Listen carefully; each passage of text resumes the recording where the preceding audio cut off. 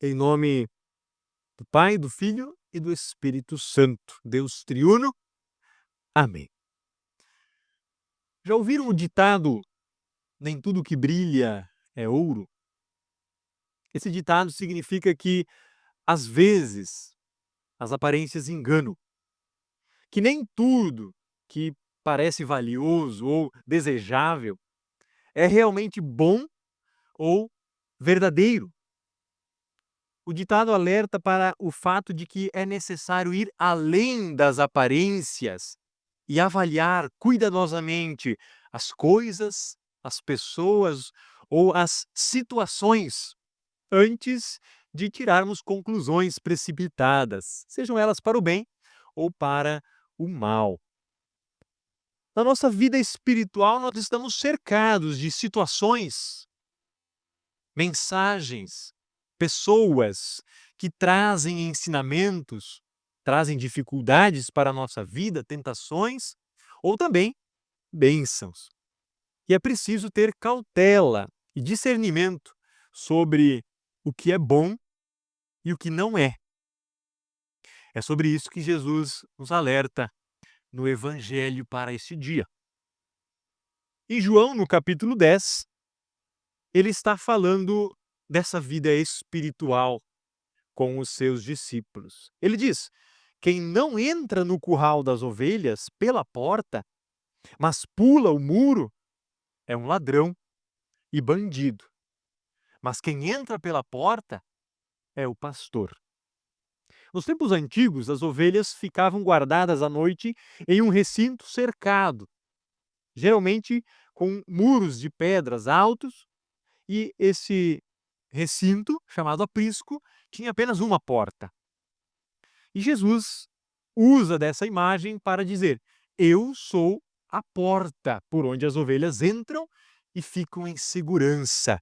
Aqueles que vêm e tentam pular o muro são ladrões, são salteadores. Jesus se autodenomina a porta, pois somente por meio dele, os verdadeiros pastores, aqueles que as ovelhas conhecem, também outras testemunhas, entrarão para guiar estas ovelhas. Geralmente, vários pastores levavam as ovelhas para o mesmo aprisco. Por isso que, em conexão com o restante do capítulo 10 de João, Jesus diz: eu sou o bom pastor, as ovelhas ouvem a minha voz e me seguem. Vários pastores colocavam as suas ovelhas neste lugar, nesse aprisco, e quando, no outro dia, esse pastor chamava, somente as suas ovelhas saíam. As ovelhas que não pertenciam àquele pastor não iam atrás dele.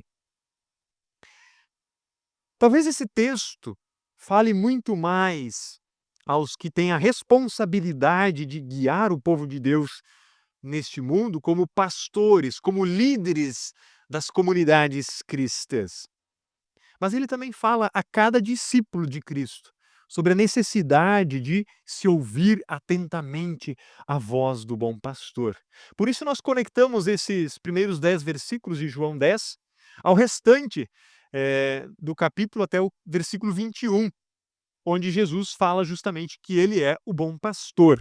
Mas como nós estamos vendo cada uma das declarações de Jesus em João de modo separado, essa declaração sobre eu sou o bom pastor nós deixamos para uma próxima mensagem. Esse fica para o próximo culto. Hoje nós queremos nos ater sobre essa declaração de que Jesus é a porta para as ovelhas.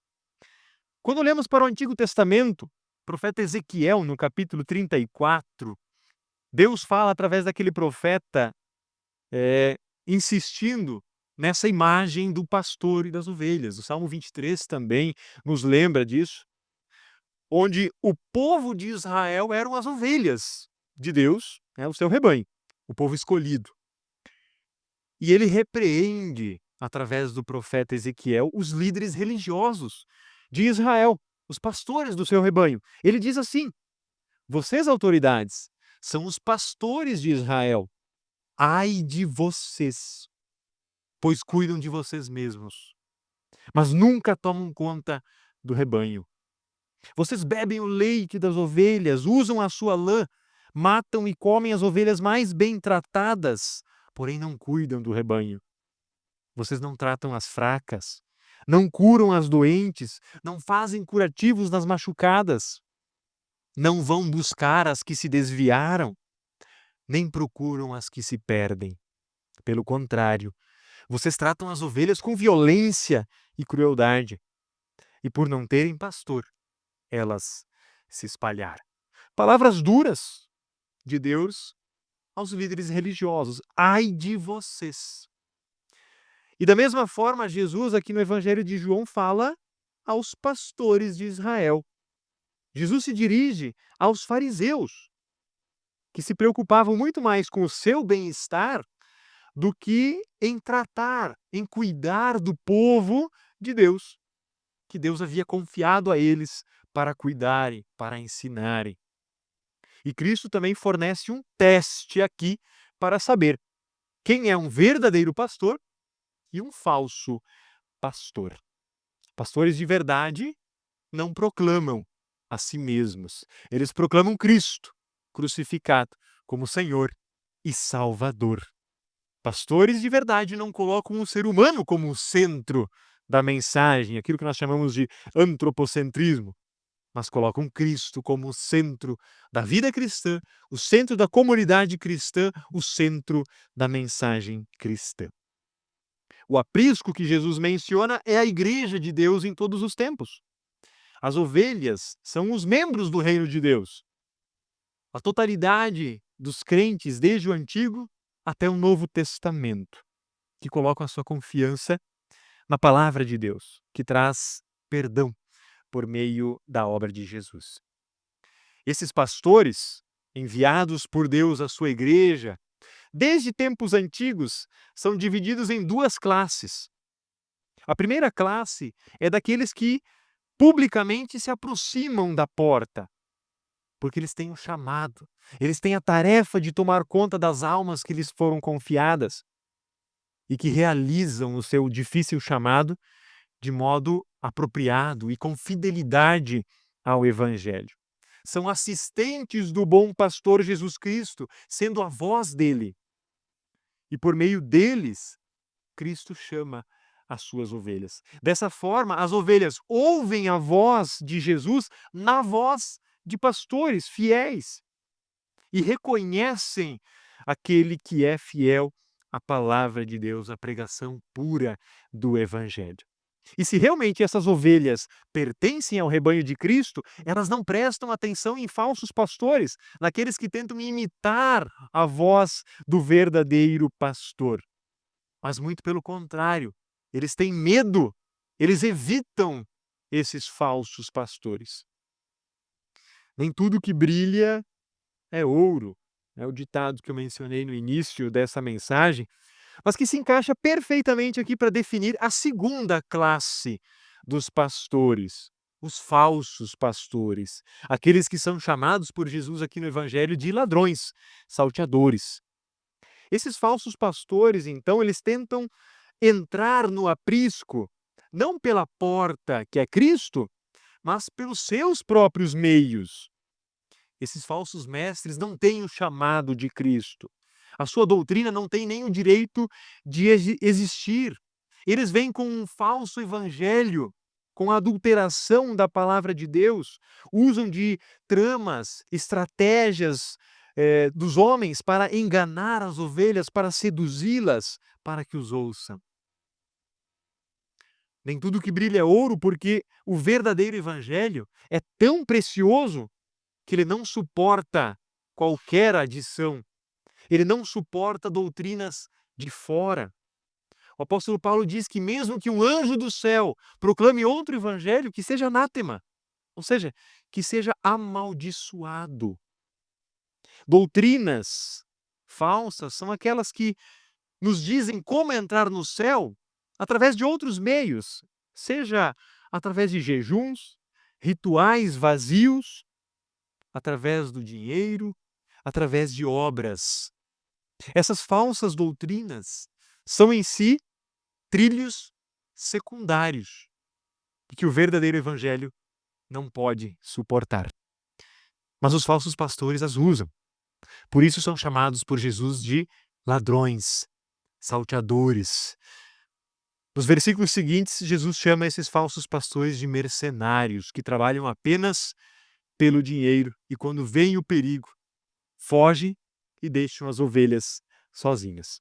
Essas obras más assassinam as ovelhas, atrapalham o trabalho no reino de Deus, desviam as ovelhas do rebanho do verdadeiro caminho, que é Cristo.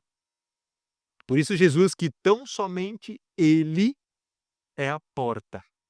O falso ensino que prega outro caminho para se chegar ao céu é um caminho de perdição. Diz Jesus que este caminho é estreito, a porta é estreita. Outros caminhos são largos, as estradas são largas, mas não levam a lugar nenhum. O reformador Lutero disse certa vez: qualquer ensinamento que não se enquadre nas Escrituras deve ser rejeitado, mesmo que faça chover milagres todos os dias. Todo falso ensino deve ser rejeitado. Os pastores devem ser provados, testados, segundo o verdadeiro ensino da palavra de Deus. E esse texto se aplica tanto a pastores, mestres que ensinam o povo de Deus, mas também se aplica à congregação, de modo geral. Aos pastores, ensina que esse texto fala a respeito da necessidade de ter a palavra de Deus, a Bíblia, aquela que revela a palavra encarnada, que é Jesus, como a única fonte e norma de fé. O único ensino a respeito de Deus. Deus se revela a nós através de Cristo, e os seus apóstolos revelaram Cristo por meio da escrita, a Bíblia. Apontar para Cristo, a cruz, a salvação tão somente pela fé na obra redentora de Jesus, e rejeitar qualquer outra doutrina que mostre um caminho secundário. Essa é a tarefa dos pastores. Fazer um equilíbrio entre lei e evangelho. Pregar aos pecadores impenitentes a necessidade de se arrependerem. E pregar aos pecadores penitentes o perdão que Cristo oferece. O texto de Ezequiel, que nós ouvimos no início da mensagem, Deus fala do castigo aos pastores de Israel que não velavam pelas almas que lhes foram confiadas. Ai de vocês! Também o apóstolo Pedro, na primeira carta, no capítulo 5, versículo 2, diz: aconselho, pastores, que cuidem bem do rebanho que Deus lhes deu e façam isso de boa vontade, como Deus quer, e não de má vontade. Não façam o seu trabalho para ganhar dinheiro, mas com o verdadeiro desejo de servir. Aplicando também esse texto aos cristãos, de modo geral, à congregação, nós vemos lá em Hebreus, no capítulo 13, versículo 17, o conselho do escritor desse texto aos ouvintes e também uma repreensão aos pastores, onde ele escreve: obedeçam aos seus líderes e sigam as suas ordens, pois eles cuidam sempre das necessidades espirituais de vocês, porque sabem que vão prestar contas disso a Deus. Se vocês obedecerem, eles farão o trabalho com alegria. Mas, se vocês não obedecerem, eles trabalharão com tristeza. E isso não ajudará vocês em nada. Reparem que o apóstolo que escreve esta carta, nós não sabemos quem escreve a carta aos Hebreus, mas ele diz: os pastores sabem que vão prestar contas disso a Deus. Muitas vezes a gente convida, reconvida, chama, visita, busca os perdidos. Às vezes a gente até é chato. Mas como eu vi um ex-jogador de futebol falando: eu sei que eu sou chato, não vou mudar. Como pastor, eu sei que eu sou chato, não vou mudar. Eu vou convidar, reconvidar, exortar que venha, que participe. Eu vou pedir que convide, que chame para fazer uma visita, para estar presente na vida espiritual como pastor. Porque eu sei que eu vou dar contas diante de Deus do meu trabalho. Não é brincadeira, é algo muito sério. Muitos estão sempre prontos a criticar a forma de pregar, as decisões, o jeito de conduzir a igreja. Mas poucos lembram que os pastores também são seres humanos, também enfrentam lutas, carregam fardos e serão cobrados por Deus daquilo que fizeram no seu ministério. A fila, às vezes, para reclamar é grande. Sempre tem alguém para dar alguma opinião de algo que deveria ser feito assim ou assado. Mas e a fila para orar, para apoiar, para servir com os dons, ajudar com os recursos? Essa geralmente é bem menor. Falta prontidão para ajudar, mas sobra para julgar. Se todos colocassem a mesma energia que usam para criticar na tarefa de edificar, de apoiar, o ministério seria muito mais leve, muito mais frutífero. E como diz o texto bíblico, vivido com alegria e não com tristeza. Nós vamos prestar contas, todos nós, pastores, sobre o cuidado que tiveram com as ovelhas que Deus colocou no seu aprisco, e congregação, com o cuidado que tiveram também com aqueles que Deus colocou como líderes espirituais. Então, quando Jesus diz que ele é a porta, ele está dizendo que ele próprio é o meio pelo qual as ovelhas entram na vida. Ele diz que ele é a porta e não uma porta. Há exclusividade nisso. Somente por Cristo nós entramos na vida eterna. Somente quando passamos por Ele é que nós somos salvos. Um aprisco geralmente tinha uma porta apenas, e Jesus está dizendo que o caminho para a vida é por meio dele. E somente por meio dele, porque ele é o único caminho, ele é a única porta. Ele repete 2 vezes esse ensinamento: quem entrar por mim será salvo. Poderá entrar e achará comida. E isso nos lembra da necessidade de confiar e crer nele. Lembra a nós, pastores, a necessidade de pregar esse Cristo, de batizar, de pregar aqui no púlpito, de administrar o sacramento do altar para que o pecador arrependido sinta o perdão que Deus está oferecendo através desses meios. Hoje muitos querem a salvação, querem ir para o céu, mas muitos não querem passar por Jesus, não querem entregar a sua vida a Ele, não querem mudar o seu modo de pensar e assim mudar o seu modo de agir. Não querem se arrepender dos seus pecados. Querem mensagens que amaciam o ego, que não aponta para o erro, que relativiza o pecado. Se te faz feliz, está tudo bem. Mas isso não é verdade. O que importa é o amor, mas isso não é verdade. Querem o céu, mas não querem saber do corpo de Cristo, o aprisco, a sua igreja aqui neste mundo. Muitos querem o céu, querem a salvação, querem morar no lugar onde Deus habita, mas não querem passar pela porta, querem pular o muro, querem tomar atalhos espirituais, querem chegar até Deus através dos seus próprios meios, através das suas boas ações, através das suas ofertas, através daquilo que supostamente podem fazer para conseguir a vida eterna. Mas a palavra de Deus nos diz que ninguém consegue entrar por seus próprios meios. Por isso devemos passar por Cristo. Ele é a porta. As pessoas querem tanto o céu, mas sem Jesus. Querem tanto a eternidade, mas não querem ter um relacionamento com Deus. O que faz essas pessoas pensar que pertencem à eternidade? Essa é a pergunta. Jesus diz: eu sou a porta. Quem entrar por mim será salvo. Assim nós somos lembrados da doutrina da salvação exclusivamente por meio da fé em Jesus, aquele que é a única porta para a vida eterna. E se há apenas uma porta para a raça humana inteira, novamente nós somos lembrados de algo muito importante a respeito de Jesus.